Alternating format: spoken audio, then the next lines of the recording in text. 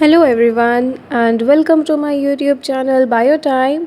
सो आज के इस पर्टिकुलर वीडियो में हम लोग कवर अप करने वाले हैं क्लास ट्वेल्थ के इकोलॉजी यूनिट का थर्ड चैप्टर, जो कि है बायोडाइवर्सिटी एंड कंजर्वेशन।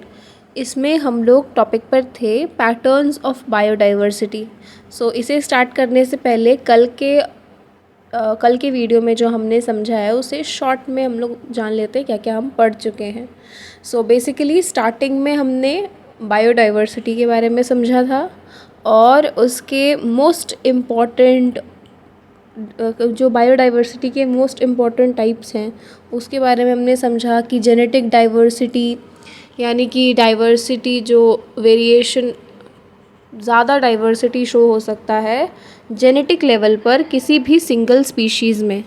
फिर हमने स्पीशीज़ डाइवर्सिटी के बारे में समझा कि डाइवर्सिटी स्पीशीज़ लेवल पर जो हो, जिसका एग्जांपल था वेस्टर्न घाट्स में ज़्यादा एम्फीबियन के स्पीशीज़ प्रेजेंट होते हैं with comparison to Eastern Ghats. और जेनेटिक डाइवर्सिटी में जो एग्जांपल था वो था कि हम इंडिया में 50,000 से भी ज़्यादा वैरायटीज़ प्रेजेंट है राइस के और 1,000 वैरायटीज़ प्रेजेंट है मैंगो के। देन हमने इकोलॉजिकल डाइवर्सिटी के बारे में समझा, यानी कि इकोसिस्टम लेवल पर।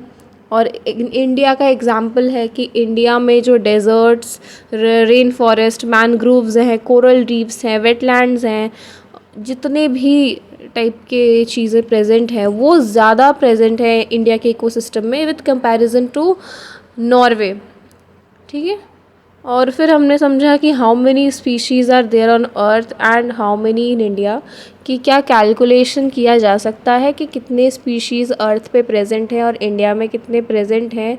तो international union for conservation of nature and natural resources, यानी कि IUCN के according more than 1.5 million species को डिस्क्राइब हम लोग कर चुके हैं। बट हमें कोई क्लियर आइडिया नहीं है कि कितने और डिस्कवर होना बाकी हैं, कितने और डिस्क्राइब होना बाकी हैं। रॉबर्ट मे के हिसाब से जो एस्टिमेशन है वो है कि अबाउट 7 मिलियन स्पीशीज़ डाइवर्सिटी पूरे ग्लोबल में प्रेजेंट है। और ऐसे एक्सट्रीम एस्टिमेट्स हैं साइंटिस्ट के कि 20 to 50 मिलियन प्रेजेंट हो सकते हैं।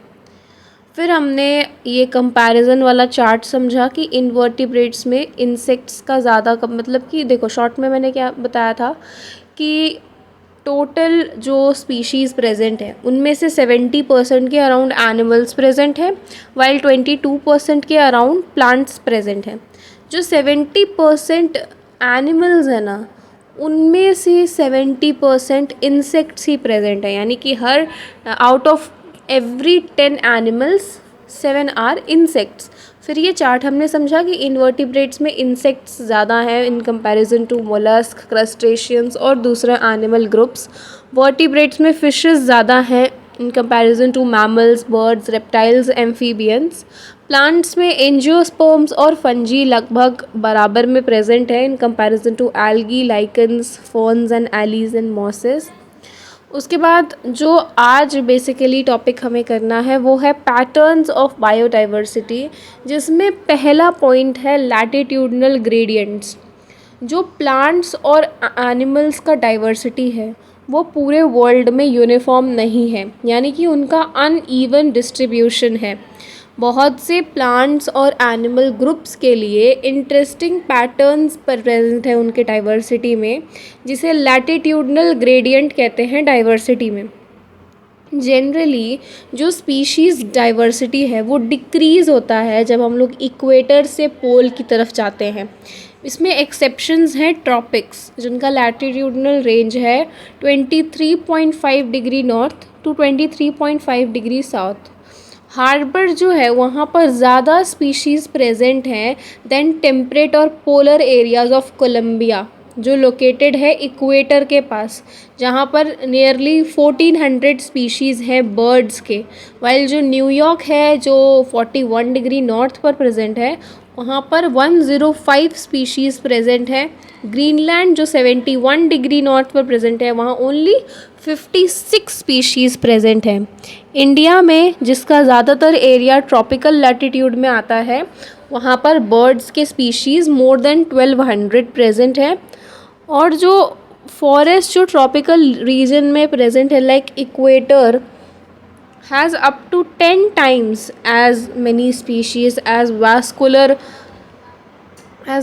plants as forest of equal area in the temperate region like midwest of the USA. जो एक्वाडोर है, इक्वेटर नहीं है सॉरी, एक्वाडोर है, वहाँ पर 10 टाइम्स स्पीशीज़ ज़्यादा हैं प्लांट्स के जो मिडवेस्ट यूएसए के कंपैरिजन में।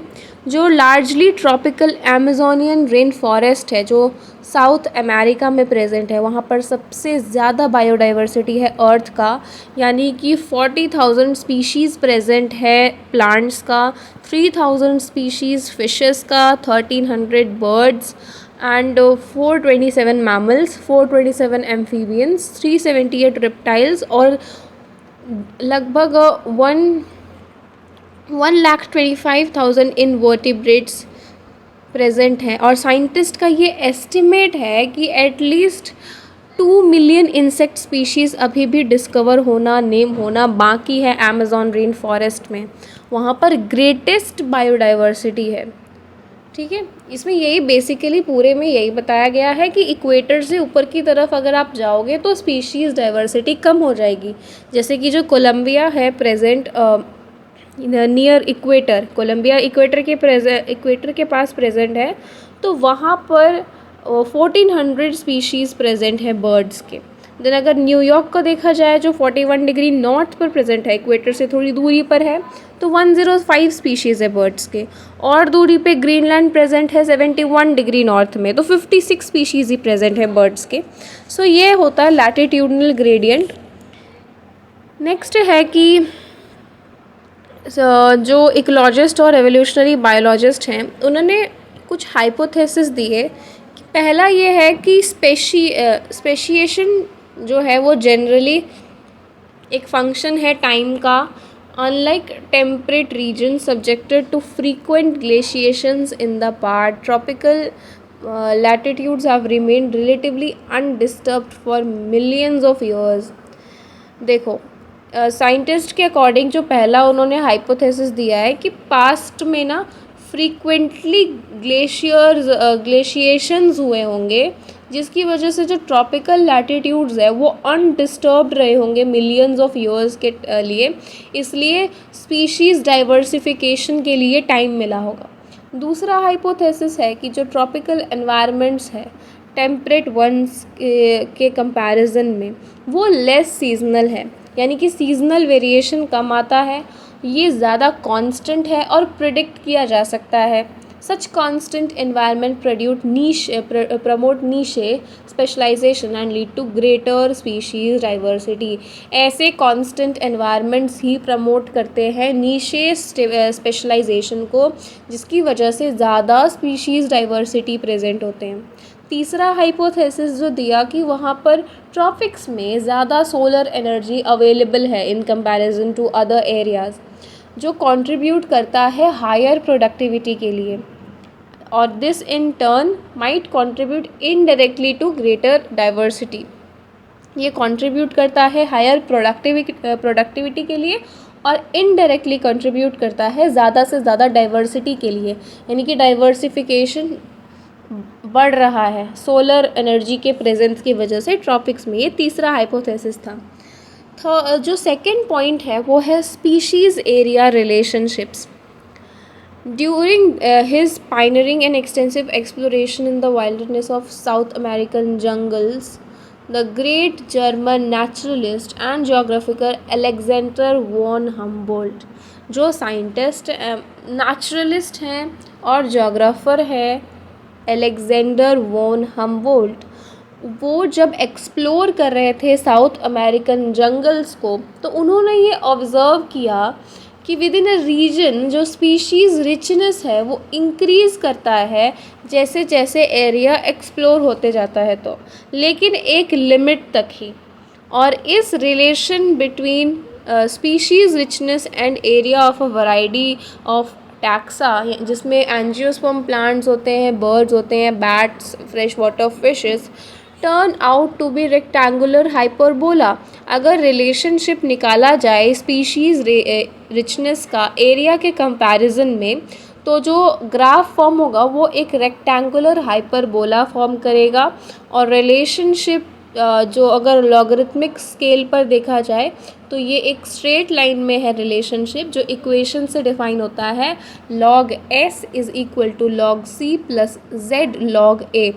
s से species richness, a stands for area, z stands for slope of the line और c y इंटरसेप्ट है। इकोलॉजिस्ट ने ये डिस्कवर किया कि जो z है वो लाई कर सकता है रेंज 0.1 से 0.2 regardless of the taxonomic group और द रीजन, यानी कि वेदर ये प्लांट्स ब्रिटेन में है या बर्ड्स कैलिफोर्निया में है या मोलस्क न्यूयॉर्क में है। जो स्लोप्स है वो रिग्रेशन लाइन का सिमिलर है, अमेजिंगली सिमिलर है।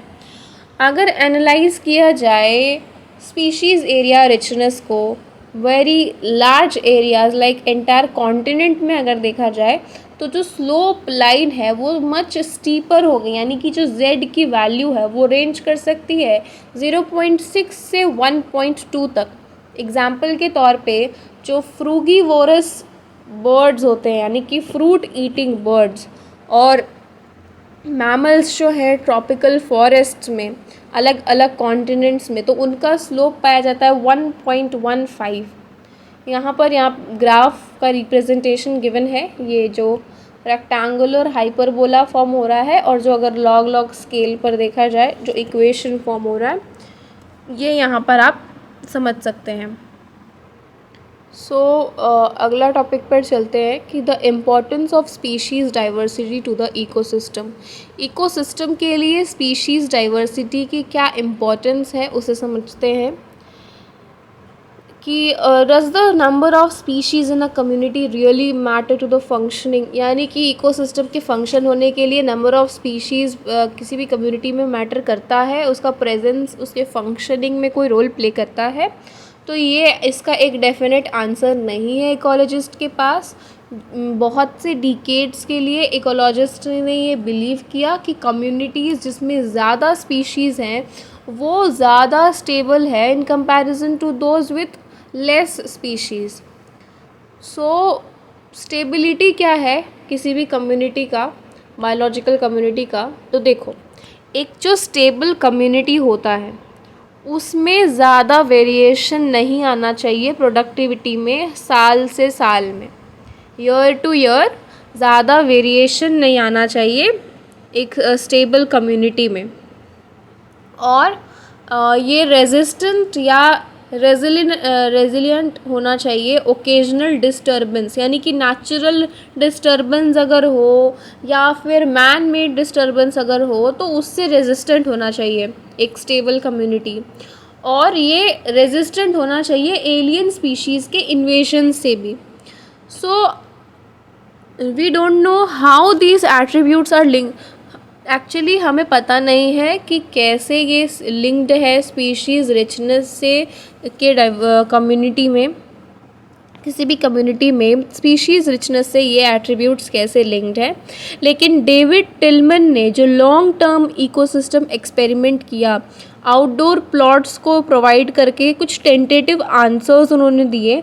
टिलमन ने ये फाउंड किया कि जो प्लॉट्स जहाँ पर ज़्यादा स्पीशीज़ प्रेजेंट है वहाँ पर कम ईयर टू ईयर वेरिएशन आता है उनके टोटल बायोमास में। उसने ये भी शो किया अपने एक्सपेरिमेंट से कि अगर इंक्रीज्ड डाइवर्सिटी होगा तो वहाँ पर हायर प्रोडक्टिविटी भी होगा। तो ये बात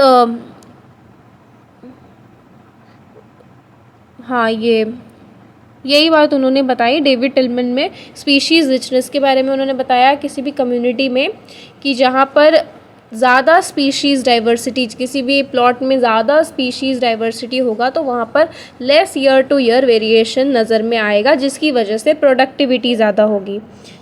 नेक्स्ट टॉपिक है रिवर पॉपेट हाइपोथेसिस। ये पॉल एनरिच ने दिया है ये हाइपोथेसिस, और इसमें ना बेसिकली उन्होंने बात किया कि एग्जाम्पल लिया है कि अगर एयरप्लेन है कोई, तो अगर उसके जो पार्ट्स हैं रिवेट है, अगर उसको पॉप आउट करना स्टार्ट कर दिया जाए तो ये यानी इसका मतलब है, देखो, इफ़ एवरी पैसेंजर उस एरोप्लेन को इकोसिस्टम की तरह मान लेना चाहिए, और जो पैसेंजर ट्रैवल कर रहे हैं वो स्पीशीज़ को एक्सटेंड करने में मदद कर रहे हैं। वो जो रिवेट को पॉप करके घर लेकर जा रहे हैं तो वो स्पीशीज़ के एक्सटिंक्शन की तरफ कर रहे हैं, कॉज कर रहे हैं। तो ये वैसे तो फ़्लाइट सेफ्टी को पहले अफेक्ट नहीं करेगा, तो पहले तो प्रॉपर फंक्शनिंग होगा इकोसिस्टम का इनिशियली, लेकिन ज़्यादा से ज़्यादा अगर रिवेट्स को रिमूव कर दिया जाएगा तो प्लेन वीक हो जाएगा over a period of time. तो अगर रिवेट का रिमूवल से केस क्रिटिकल हो जाता है, रिवेट्स के लॉस से जो विंग्स हैं यानी कि की स्पीशीज़ है जो ड्राइव करते हैं मेजर इकोसिस्टम के फंक्शन को, ये ज़्यादा सीरियस हो जाएंगे फ़्लाइट सेफ्टी के लिए, मतलब कि फ़्लाइट डेंजर में आ जाएगा। और जो फ्यू रिवेट्स सीट्स कहीं से भी अगर जो रिवेट्स निकाले गए हैं ये फ़्लाइट के लिए डेंजरस होगा। जैसे कि अगर स्पीशीज़ एक्सटिंक्ट होंगे तो ये हमारे इकोसिस्टम के लिए डेंजरस होगा, हमारे एनवायरनमेंट के लिए डेंजरस होगा। ये एग्जांपल लेके पॉल एनरिच ने ये बात को समझाया है। इसे रिवेट पॉपर हाइपोथेसिस कहा जाता है। सो आगे के टॉपिक्स हम लोग नेक्स्ट पार्ट में कवर अप करेंगे। That is it for this video. Make sure you subscribe this channel, like the video and share with your friends. Thank you very much.